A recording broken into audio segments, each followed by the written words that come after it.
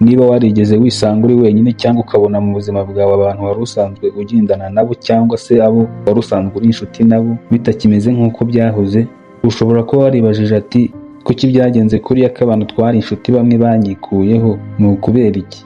Ko uwo twakundanaga yitandukanyije nanjye akava mu buzima bwanjye, ni ukubera iki? Hari ubwo dutekereza ko gutandukana n'abo bantu ari igihombo gusa, ariko hari igihe bishobora kuba ari igice cy'urugendo Imana iba iri kukuyoboramo kugira ngo ikugeze ku bintu byiza runaka cyangwa se ikurinde nk'ibintu bibi byari kuzakubaho.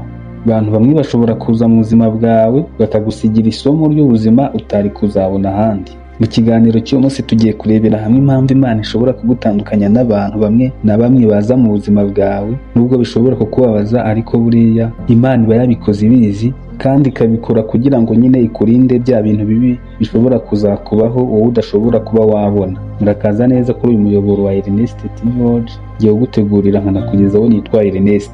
Impamvu ya mbere Imana igutandukanya n'abantu bamwe na bamwe mu buzima bwawe ni ukugira ngo wige ko utagomba kwishingikiriza ku bantu igihe cyose. Rimwe na rimwe Imana ishobora kwemera ko abantu bamwe na bamwe bagenda mu buzima bwawe kugira ngo ikwigishe isomo rikomeye.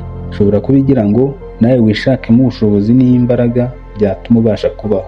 Hari nk'umuntu ubaho yaramenyereye yuko undi muntu nk'uwo babana cyangwa inshuti ye ubuzima bwe bugomba gushingira kuri uwo muntu wundi, akumva ko agomba kurya cyangwa kubaho biturutse kuri uwo muntu. Ugasanga uwo muntu nta kintu ashaka kuba yakora kugira ngo nawe abe yakwishakamo ubushobozi bwatuma abaho. Ibi bishobora kubaho cyane cyane nko ku bantu babana nk'umugore n'umugabo. Umugore akumva ko agomba kujya ahora arya ku ikofi y'umugabo paka, akaba ari aho yumva ko nta kintu na kimwe ashaka kuba yakora. Rimwe na rimwe n'umugabo bakaba babishwanira, ariko uwo mugabo babe basa nk'abatandukana urebe bya bindi uwo mugore yigiraga ntabwo yongera kubyigira. Reka ahita abona ko amazi atari yayandi, agakora binarenze n'uko umuntu uwo ari we wese yabitekerezaga. Aha rero niho Imana iba igira ngo ikwereke ko kuba watandukanye n'uwo muntu bidasobanuye yuko ubuzima bwawe bwarangiye. Ari nabyo iba igira ngo n'ikindi gihe uzaba wasubiranye n'undi muntu utagomba gushingikiriza ubuzima bwawe bwose kuri wa muntu, ahubwo nawe ugomba kwishakamo ubushobozi n'imbaraga. Impamvu ya kabiri Imana igutandukanya n'abantu bamwe na bamwe mu buzima bwawe ni ukugira ngo itume ukura. Ibi bisobanuye yuko hari ubwo tuba tubana n'abantu nk'abo tugendana nk'inshuti, ariko abo bantu bamwe na bamwe bakaba aribo batuma tudakura cyangwa tudatera imbere. Aba ni ba bandi bashobora gutuma uguma ku rwego rumwe ukaba wanatindahara. Gutandukana n'abo bantu bameze gutyo bishobora kuba ari nk'umutego Imana iba ikugoboteye kugira ngo habe ari ibyo ubasha kuba wageraho, cyangwa se bigira ngo iguhuze n'abandi bantu bagufasha gukura batuma ugera ku rwego rundi runaka. Kugira ngo byumve neza, ushobora kuba wari ufite nk'inshuti yawe, iyo nshuti mwari musanzwe mubana neza ariko muhurira mu bintu navuga ko ari ibitabateza imbere. Wenda muhurira nko mu bintu byo kwishimisha gusa, kuvuga ku bandi bantu, mbega ibintu ubona ko ntacyo byongera ku iterambere rya buri wese. Hanyuma y'igihe iyo nshuti yawe ukabona ko yakwiciyeho, itagishaka kukuvugisha, bikagutungura, bikaba byanakubabaza, bigatuma wibaza n'impamvu ibyo byabaye. Aha rero ntukabitindeho cyane, ni Imana iba yabikoze kugira ngo igutandukanye n'abo bantu muhurira mu bintu bidatuma utera imbere. Yo iba ishaka ko wita ku byawe bigufasha gutera imbere, bituma ugira n'ubuzima bwiza. Impamvu ya gatatu Imana igutandukanya n'abantu, cyane cyane ba bantu navuga yuko atari beza mu buzima bwawe, ni ukugira ngo umenye icyo ushaka muri ubwo buzima bwawe. Uzitegereze urebe, abantu benshi bakunda kuba bafite igikundi cy'abantu b'inshuti zabo bagendana nabo, uba usanga abo bantu hari nk'ibyo bakora cyangwa se hari ibyemezo bafata nabo batazi impamvu nabo bari gukora ibyo bintu, hari ukubera kugendera mu kigare cy'abo bantu b'inshuti zabo. Aha ni hahandi nk'inshuti yawe uzabona yaguze telefone nziza igezweho, nawe ukumva ko ugomba guhita uyigura byanze bikunze, kandi atari nayo wari unakeneye mbere y'ibindi.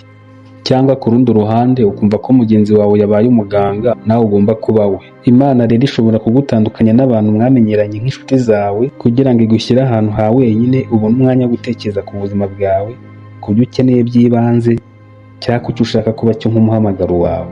Impamvu ya kane Imana igutandukanya n'abantu bamwe na bamwe mu buzima bwawe, Imana iba ishaka ko uhura n'amahirwe mashya. Hari igihe Imana igutandukanya n'abantu atari uko ikwanze, ahubwo ari uburyo bwo kugufungurira imiryango mishya, kugushyira ahantu ushobora guhura n'amahirwe utari kubona uri kumwe n'abo bantu. Niba witegereza mu buzima tubamo bwa buri munsi, hari abantu ushobora kubana nabo cyangwa kuba inshuti nabo bitewe n'imyumvire, imyitwarire cyangwa imitekerereze yabo. bigatuma hari amahirwe utabasha kugeraho. Nk'urugero, ushobora kuba wifuza gutangira umushinga runaka uzaguha inyungu, ariko mbere y'uko uwo mushinga uwutangiza ukawuganiriza nk'inshuti zawe ngo zibe zakugira inama, noneho za nshuti zawe nka 90% bakakubwira ko ugiye guta igihe, gutwika amafaranga n'andi magambo y'urucantege. Nawe ukabyumva gutyo, bigatuma udatangira wa mushinga, ntuzongere no kubitekereza. Kandi wenda iyo utangira byari gukunda, umushinga wawe ufite amahirwe y'uko uzagera kure. Imana rero hari ubwo ishobora kugutandukanya n'izo nshuti zawe, ugasigara ufite za zindi nk'10% zitaguca intege, cyangwa ikaba yanakureka ugasigara wenyine, ari ukugira ngo ubashe kugera ku mahirwe ajyanye n'iterambere ryawe. Impamvu ya gatanu Imana igutandukanya n'abantu bamwe na bamwe mu buzima bwawe, ibigira ngo ikurinde ibintu bibi byose bizakubaho iyo ugumana n'uwo muntu cyangwa n'abantu runaka. Ibi bikunda kubaho cyane cyane nk'iyo abantu babiri bari mu rukundo bitegura nko kuzabana, ariko nyuma umubano wabo ntukomeze. Umwe akaba yakwikura kuri mugenzi we, wenda umusore akaba yakwivana mu rukundo mu buryo butunguranye. Umukobwa bikanamubabaza cyane, akibaza impamvu byabaye ariko ntanayibone. Na nyuma y'igihe uwo mukobwa akumva wa musore cyangwa wa mugabo yashatse undi mugore, ariko uwo mugore ntibameranye neza. Uwo mugabo ari uguhora ahoza ku nkeke wa mugore, mbega umugore nta mahoro namba afite muri urwo rugo. Ahangaha bigatuma wa mukobwa yibwira ati ibyo biri kuba kuri uwo mugore, ubu ninjye byari biri kubaho iyo mbana n'uwo mugabo twahoze dukundana. Mbonye yuko Imana inkunda yatumye tutabana, yagira ngo indinde ibyo bizazane. Ibi rero bishobora kukumvisha yuko Imana ishobora kugutandukanya n'umuntu cyangwa inshuti zawe, ari ukugira ngo ikurinde nk'ibintu bibi byari kuzakubaho wowe utari kubasha kubona nk'igihe wari kumwe n'uwo muntu cyangwa se n'inshuti zawe. Wakoze cyane iyo twabanye muri iki kiganiro. Niba wagikunze, kora subscribe, ukore like, ube wanatanga n'igitekerezo cyawe muri comment. Tubonane mu bindi.